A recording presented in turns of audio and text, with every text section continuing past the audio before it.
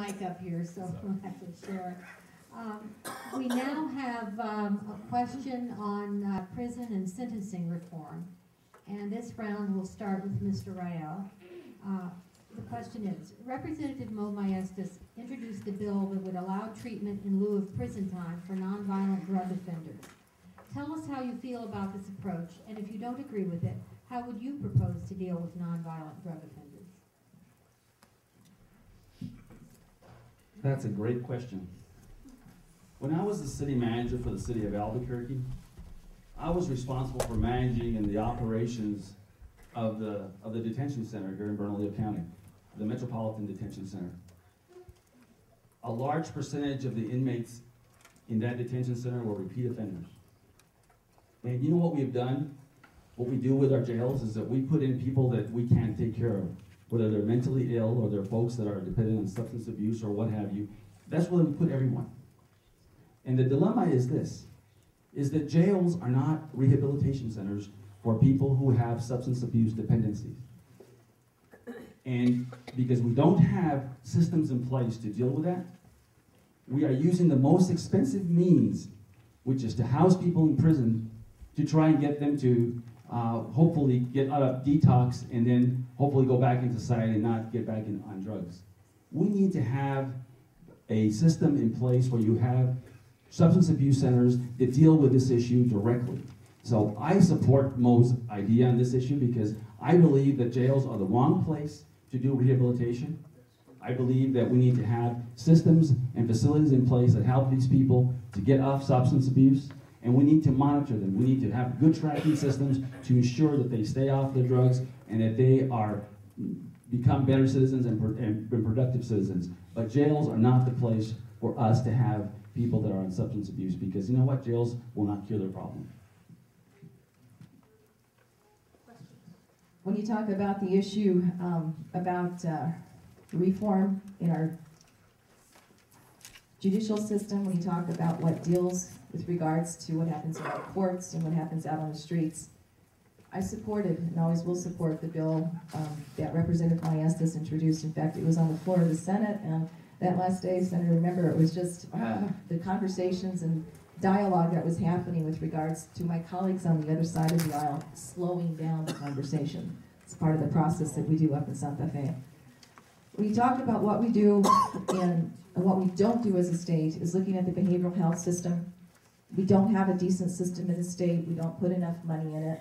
We don't put enough money into what we talk about rehab, substance abuse services. We don't have it in the state. With what has come in with the companies that have come in to help us, quote unquote, manage behavioral health have decimated everything that has happened across the state of New Mexico, here in our own community and across the state. What we need to do is not throw more laws on the books. We have enough. We need to look as to what we can do to offer services and help to our gente. If we don't do that, what are we going to do? We're going to build economic development on the back of the people who are in our prisons, and those are our people. Those are our young men and young women who are getting caught.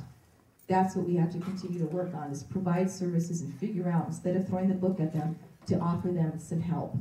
And I bet you everybody in this room has a family member, I do, that has been as a result of some type of DWI or some other process. They've landed up in the system. Thank you. When we look at this issue, our corrections inmates are growing at close to 8% a year. Our population only 1% a year. It is a horrible crime that already half of those that are being sent to prison are on nonviolent crimes. In Guadalupe, Curry, Roosevelt, De Vaca, Colfax, Union, San Miguel counties, we all joined together and we led in an effort to build our own facility of rehab. We had a nursing home that went closed in Port Sumner. We reopened up that facility, and we were creating an opportunity that way our judges in our areas would have a place to be able to send people for rehab instead of sending them to jail or prison. This was a creative idea that we all joined together because we saw this as a great challenge, because the facilities here in Albuquerque and Santa Fe and in San Juan were full. We could not send anybody to get rehab. And if a judge was wanting to send somebody, you have to wait 6, 8 months, 18 months to get someone into these facilities. So we look at building our own facility. And if we have to do this regionally, we should continue doing this process and utilizing Medicaid and other avenues to fund rehab. Because putting them in prison is not solving the problem. It is an illness. We have to be able to look at this issue as an illness. Let's solve that problem. Let's get people back to work, being productive citizens, rather than an ulcer to society. We all are on this boat together, and we sink and swim together. Let's help each other out. Thank you. Two quick things. Number one, down in Valencia County, about 2 months ago, we just opened up a wonderful treatment facility so that we can address this exact problem. I absolutely support Representative Maestas and his work. The problem is that they predict that by the time that that facility is finished being built, there will already be a waiting list to get in. It is unbelievable. We have to flip this discussion on its head. This is really about the economy. I remember when I was talking to Commissioner Gallegos, we served on a judicial selection commission together. And every candidate that came before him, he said, you know, when I was a commissioner, I've toured those facilities. I walk around those facilities, those jails, I see a bunch of brown people. What's wrong with them? Every candidate gets a little uncomfortable. You know what the answer is? It's about the economy.